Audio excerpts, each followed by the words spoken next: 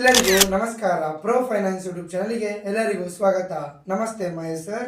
ನಮಸ್ಕಾರ ವಿನಯ್. ಇವತ್ತು ನಾವು ಮ್ಯೂಚುವಲ್ ಫಂಡ್ ಬಗ್ಗೆ ಮಾತಾಡೋಣ ಸರ್. ಮ್ಯೂಚುವಲ್ ಫಂಡ್ ಅಂದ್ರೆ ಏನು ಸರ್? ನೋಡಿ, ಸ್ಟಾಕ್ ಮಾರ್ಕೆಟ್ ನಲ್ಲಿ ನಿಮ್ಗೆ ಯಾವ ಸ್ಟಾಕ್ಸ್ ಮೇಲೆ ದುಡ್ಡನ್ನ ಹಾಕ್ಬೇಕು, ಯಾವ ಟೈಮ್ ನಲ್ಲಿ ಹಾಕ್ಬೇಕು, ಯಾವ ಟೈಮ್ ನಲ್ಲಿ ನೀವು ಹಾಕಿರ್ತಕ್ಕಂಥ ಅಮೌಂಟ್ ಅನ್ನ ವಿತ್ಡ್ರಾ ಮಾಡ್ಕೋಬೇಕು, ಇದಿಷ್ಟು ಕೆಲಸಗಳು ನಿಮ್ಗೆ ಬರುತ್ತೆ ಅನ್ನೋದಾದ್ರೆ ನೀವು ನಿಮ್ಮ ಟ್ರೇಡಿಂಗ್ ಅಂಡ್ ಡಿಮ್ಯಾಟ್ ಅಕೌಂಟ್ ಮುಖಾಂತರ ನೀವೇ ನೇರವಾಗಿ ಇನ್ವೆಸ್ಟ್ಮೆಂಟ್ ಅನ್ನ ಸ್ಟಾರ್ಟ್ ಮಾಡಬಹುದು. ಇಲ್ಲ ಸರ್, ನಮ್ಗೆ ಈ ಮೂರು ಕೂಡ ನಮ್ಗೆ ಗೊಂದಲ ಇದೆ ಅನ್ನೋದಾದ್ರೆ ನಿಮ್ಗೆ ಮ್ಯೂಚುವಲ್ ಫಂಡ್ ತುಂಬಾ ಸಹಾಯ ಮಾಡುತ್ತೆ. ಇಲ್ಲೇನಾಗುತ್ತೆ, ಪ್ರೊಫೆಷನಲ್ ಫಂಡ್ ಮ್ಯಾನೇಜರ್ ಅಂತ ಹೇಳಿ ಬರ್ತಾರೆ. ಈ ಒಬ್ಬ ವ್ಯಕ್ತಿ ಏನ್ ಮಾಡ್ತಾನೆ, ನಿಮಗಾಗಿ ನಿಮ್ಮೆಲ್ಲರ ಹತ್ರ ಕಲೆಕ್ಟ್ ಮಾಡಿರ್ತಕ್ಕಂಥ ದುಡ್ಡನ್ನ ಬಳಸ್ಕೊಂಡು ಆತ ರಿಸರ್ಚ್ ಮಾಡಿ ಮಾರ್ಕೆಟ್ ನಲ್ಲಿ ಇನ್ವೆಸ್ಟ್ಮೆಂಟ್ ಅನ್ನ ಮಾಡ್ತಾ ಹೋಗ್ತಾನೆ. ಸೊ ಈ ರೀತಿ ಮಾಡುವಂತ ವ್ಯವಸ್ಥೆಗೆ ನಾವು ಮ್ಯೂಚುವಲ್ ಫಂಡ್ ಅಂತ ಹೇಳಿ ಕರಿತೀವಿ. ಮ್ಯೂಚುವಲ್ ಫಂಡ್ಸ್ ಅಲ್ಲಿ ಎಷ್ಟು ಟೈಪ್ಗಳಿದಾವೆ ಸರ್? ಬೇಸಿಕಲಿ 3 ಟೈಪ್ಸ್ ಅನ್ನು ನಾವು ನೋಡಬಹುದು.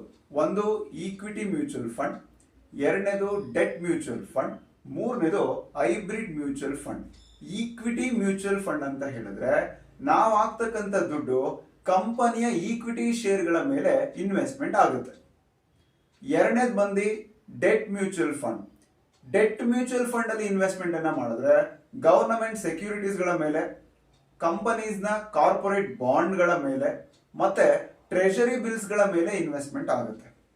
ಮೂರನೇದು ಬಂದು ಹೈಬ್ರಿಡ್ ಮ್ಯೂಚುವಲ್ ಫಂಡ್ ಅಂತ ಹೇಳಿ. ಇದ್ರ ಅರ್ಥ ಏನು ಅಂತಂದ್ರೆ ಈಕ್ವಿಟಿ ಮತ್ತೆ ಡೆಟ್ ಈ ಎರಡರ ಮೇಲೂ ಕೂಡ ಇನ್ವೆಸ್ಟ್ಮೆಂಟ್ ಆಗುತ್ತೆ. ಇದು 3 ಟೈಪ್ಸ್ ಗಳಾಗಿವೆ.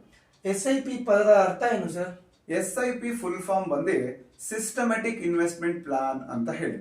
ಯಾವುದೇ ಒಂದು ಪರ್ಟಿಕ್ಯುಲರ್ ಸೆಲೆಕ್ಟೆಡ್ ಅಮೌಂಟ್ ಅನ್ನ ಪ್ರತಿ ತಿಂಗಳು ನಾವು ಸಿಸ್ಟಮ್ಯಾಟಿಕ್ ಆಗಿ ಪೇ ಮಾಡ್ಕೊಳ್ತಾ ಹೋದ್ರೆ ಅದನ್ನ ನಾವು ಸಿಸ್ಟಮ್ಯಾಟಿಕ್ ಇನ್ವೆಸ್ಟ್ಮೆಂಟ್ ಪ್ಲಾನ್ ಅಂತ ಹೇಳಿ ಕರಿತೀವಿ.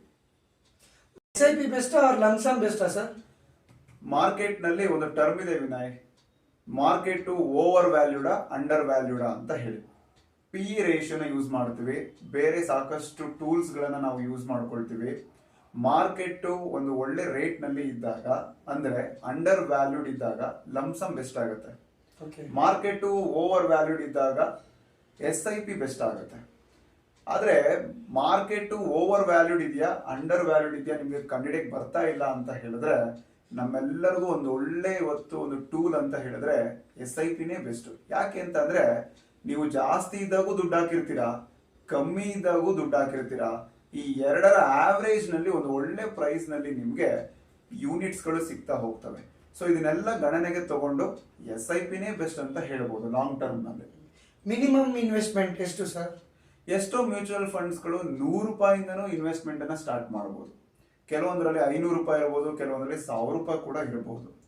ಸೊ ₹100 ಇದಾವೆ, ₹500 ಕೂಡ ಇದೆ, ₹1000 ಕೂಡ SIP ನೀವು ಸ್ಟಾರ್ಟ್ ಮಾಡಬಹುದು. ಮ್ಯೂಚುವಲ್ ಫಂಡ್ಸ್ ಅಲ್ಲಿ ಏನಾದ್ರು ಚಾರ್ಜಸ್ ಕೊಡ್ಬೇಕಾ ಸರ್? ನಾನು ನಿಮ್ಗೊಂದು ಮಾತು ಹೇಳಿದೆ, ಆ 3 ಪ್ರಶ್ನೆಗಳಿಗೆ ಉತ್ತರ ನಿಮಗೆ ಗೊತ್ತಿಲ್ಲ ಅಂತ ಹೇಳಿದ್ರೆ ಫಂಡ್ ಮ್ಯಾನೇಜರ್ ಸಪೋರ್ಟ್ ತಗೋಬಹುದು ಅಂತ ಹೇಳಿ. ಫಂಡ್ ಮ್ಯಾನೇಜರ್ ನಿಮ್ಮ ಪರವಾಗಿ ಇಷ್ಟೆಲ್ಲ ಕೆಲಸ ಮಾಡ್ತಾ ಇದ್ದಾರೆ ಅಂತ ಹೇಳಿದ್ರೆ ಅವ್ರಿಗೆ ಅಮೌಂಟ್ ಹೋಗುತ್ತೆ. ಏನಾಗುತ್ತೆ, ಅದ್ರ ಹೆಸರೇನು ಅಂತ ಹೇಳಿದ್ರೆ ಎಕ್ಸ್ಪೆನ್ಸ್ ರೇಷಿಯೋ ಅಂತ ಹೇಳಿ. ಇದರ ಜೊತೆಗೆ ನಮ್ಗೆ ಎಕ್ಸಿಟ್ ಲೋಡ್ ಅನ್ನೋದು ಕೂಡ ಇರುತ್ತೆ. ಎಕ್ಸಿಟ್ ಲೋಡ್ ಎಲ್ಲರಿಗೂ ಕೂಡ ಅಪ್ಲಿಕೇಬಲ್ ಆಗೋದಿಲ್ಲ. ನೀವು ಹಾಕಿರ್ತಕ್ಕಂಥ ದುಡ್ಡು ಅವ್ರು ಹೇಳಿರೋಂಥ ಟೈಮ್ಗಿನ ಮುಂಚಿತವಾಗಿ ಏನಾದರೂ ವಿತ್ಡ್ರಾ ಮಾಡ್ಕೊಂಡ್ರೆ ಮಾತ್ರನೇ ಅಪ್ಲಿಕೇಬಲ್ ಆಗುತ್ತೆ. ಎಕ್ಸ್ಪೆನ್ಸ್ ರೇಷಿಯೋ ಫಂಡ್ ಇಂದ ಫಂಡ್ಗೆ ಬೇರೆ ಇರುತ್ತೆ. ಮಿನಿಮಮ್ ಒಂದು 0.5 ಇಂದ ಮ್ಯಾಕ್ಸಿಮಮ್ 2.5 ವರೆಗೂ ಇರುತ್ತೆ. ಇದು ಸೆಬಿ ರೂಲ್ ಪ್ರಕಾರ ಈ ರೀತಿ ವರ್ಕ್ ಆಗುತ್ತೆ. ಇನ್ನು ಎಕ್ಸಿಟ್ ಲೋಡ್ ಬಂದು ಅದು ಕೂಡ ಫಂಡ್ ಇಂದ ಫಂಡ್ಗೆ ಡಿಫರ್ ಆಗುತ್ತೆ. 1.5 ವರೆಗೂ ಕೂಡ ಇರಬಹುದು. ಇದು ಇವೆರಡು ಕೂಡ ಚಾರ್ಜಸ್ ಆಗಿದೆ. ಮ್ಯೂಚುವಲ್ ಫಂಡ್ ನಲ್ಲಿ ನೀವು ದುಡ್ಡನ್ನ ಹಾಕೋದ್ರಿಂದ ನಿಮ್ಮ ದುಡ್ಡನ್ನ ಫಂಡ್ ಮ್ಯಾನೇಜರ್ ರಿಸರ್ಚ್ ಗಳ ಮುಖಾಂತರ ಒಳ್ಳೆ ಕಂಪನಿಗಳ ಮೇಲೆ ಇನ್ವೆಸ್ಟ್ಮೆಂಟ್ ಅನ್ನ ಮಾಡಿ ಒಳ್ಳೆ ಆದಾಯವನ್ನ ತರೋದಕ್ಕೆ ನಿಮಗೆ ಸಹಾಯ ಮಾಡಿಕೊಡ್ತಾರೆ. ಸೊ ಇದರಿಂದ ಮ್ಯೂಚುವಲ್ ಫಂಡ್ ಮೇಲೆ ಇನ್ವೆಸ್ಟ್ಮೆಂಟ್ ಮಾಡೋದು ಬಹಳ ಸೂಕ್ತ. ಸ್ನೇಹಿತರ ಮಾತನ್ನ ಕೇಳಿ ಅಥವಾ ಯಾರೋ ಟಿಪ್ಸ್ ಕೊಡ್ತಾ ಇದಾರೆ ಅಂತ ಹೇಳಿ ಯಾವುದೇ ಸ್ಟಾಕ್ಸ್ ಗಳ ಮೇಲೆ ದುಡ್ಡನ್ನ ಹಾಕಿ ದಯಮಾಡಿ ನಿಮ್ಮ ದುಡ್ಡನ್ನ ಕಳ್ಕೋಬೇಡಿ. ಮ್ಯೂಚುವಲ್ ಫಂಡ್ ನಲ್ಲಿ ಲಾಂಗ್ ಟರ್ಮ್ ನಲ್ಲಿ ಇನ್ವೆಸ್ಟ್ಮೆಂಟ್ ಮಾಡೋದ್ರಿಂದ ಬಹಳ ಉಪಯೋಗವಾಗುತ್ತೆ. ಮಕ್ಕಳ ಎಜುಕೇಶನ್ಗೋಸ್ಕರ ಅಥವಾ ಮುಂದೆ ಫ್ಯೂಚರ್ ನಲ್ಲಿ ನಿಮ್ಮ ನೀಡ್ಸ್ ಅನ್ನ ವಾಂಟ್ಸ್ ಅನ್ನ ಫುಲ್ಫಿಲ್ ಮಾಡ್ಕೊಳ್ಳೋದಕ್ಕೆ ಮ್ಯೂಚುವಲ್ ಫಂಡ್ ಇಂದ ಸಾಧ್ಯವಾಗುತ್ತೆ. ಸೊ ಇದಿಷ್ಟು ಮ್ಯೂಚುವಲ್ ಫಂಡ್ ಬಗ್ಗೆ ಇರತಕ್ಕಂತ ಮಾಹಿತಿ. ಇದೇ ತರ ಫೈನಾನ್ಷಿಯಲ್ ರಿಲೇಟೆಡ್ ಇನ್ಫಾರ್ಮೇಶನ್ಗೋಸ್ಕರ ನಮ್ಮ ಚಾನೆಲ್ ಅನ್ನ ಸಬ್ಸ್ಕ್ರೈಬ್ ಮಾಡ್ಕೊಂಡಿಲ್ಲ ಅಂತ ಹೇಳಿದ್ರೆ ಸಬ್ಸ್ಕ್ರೈಬ್ ಮಾಡ್ಕೊಳ್ಳಿ, ನಮ್ಮನ್ನೆಲ್ಲ ಸಪೋರ್ಟ್ ಮಾಡಿ. ಇಲ್ಲಿವರೆಗೂ ನಮ್ಮ ಜೊತೆಗಿದ್ದಕ್ಕೆ ಎಲ್ಲರಿಗೂ ಧನ್ಯವಾದಗಳು.